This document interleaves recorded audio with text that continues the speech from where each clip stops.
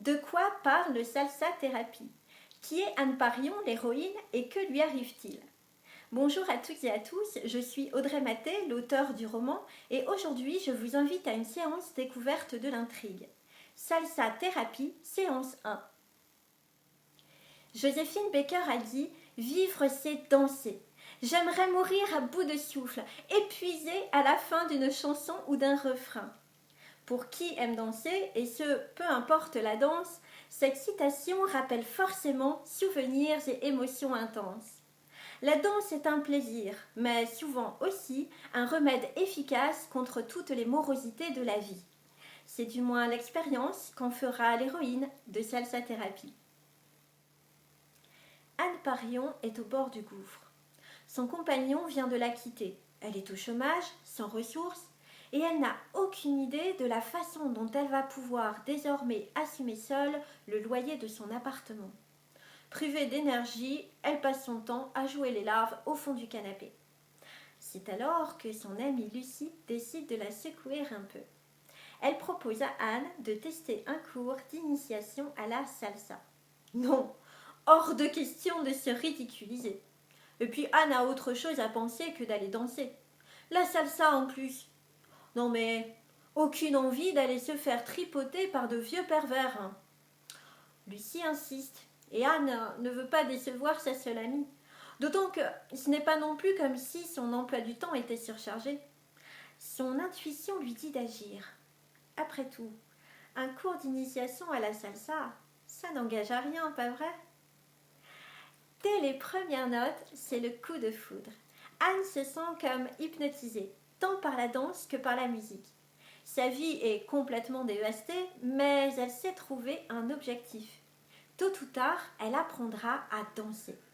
Et tandis qu'elle apprivoise ses premiers pas de base, elle reprend aussi doucement le goût et le contrôle de sa vie.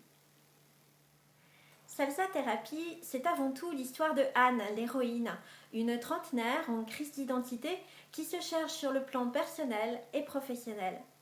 Il s'agit d'une jeune femme à la personnalité atypique, qui n'entre pas facilement dans les cases. Privée de repères après sa séparation, elle a désespérément besoin de reprendre le contrôle, ce que la danse va lui offrir. Le lecteur est invité à enfiler le costume d'une débutante qui découvre l'univers de la salsa. Des premiers pas de base aux soirées, en passant par les cours, Anne évoque ses difficultés, ses réussites, ses fiertés, ses défis, qu'elle transpose dans la vie quotidienne avec ses nouvelles amies. La salsa devient un repère fixe, et la danse un moyen d'oublier ses soucis en focalisant son esprit sur l'effort physique et la joie. La pratique de la salsa lui procure autant de plaisir que de réconfort. Peu à peu, Anne retrouve confiance et détermination au travers d'un apprentissage sérieux de la danse. Une occasion aussi de découvrir une culture très riche, celle des danses et musiques cubaines. D'ailleurs, pour imprégner complètement le lecteur dans l'histoire, chaque chapitre porte le nom d'une chanson facile à trouver et à écouter pour accompagner la lecture. Pour moi, l'auteur, écrire Salsa Thérapie représenta un sacré défi. En effet, mon objectif n'était pas de juste inventer une fiction ayant pour cadre l'univers de la salsa, ni même d'en dresser un portrait idéalisé.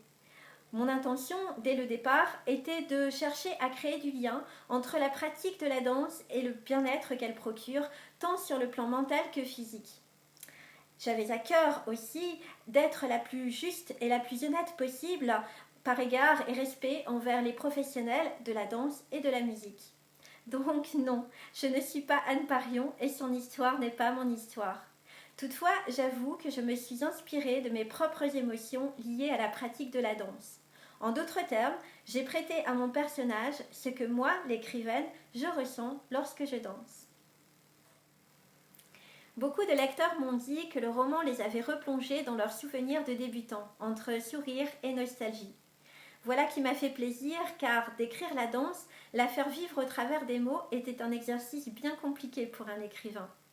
Toutefois, Salsa Thérapie n'a pas été conçue uniquement pour les amateurs de danse latine. En effet, mon intention était aussi de partager un peu de cet univers et de cette passion avec celles et ceux qui n'en connaissent que la surface ou les préjugés. rendre à César ce qui est à César, offrir quelques lettres de noblesse à la salsa, et ce, en toute modestie. Salsa Thérapie est publié aux éditions Book on Demand. Il est disponible sur commande dans n'importe quelle librairie ou directement auprès de moi pour un exemplaire dédicacé.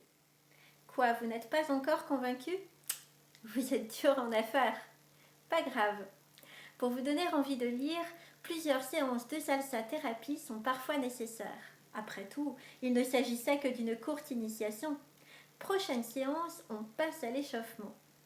N'hésitez pas à liker la vidéo, la partager, vous abonner à la chaîne YouTube et sur la page auteur Audrey Maté.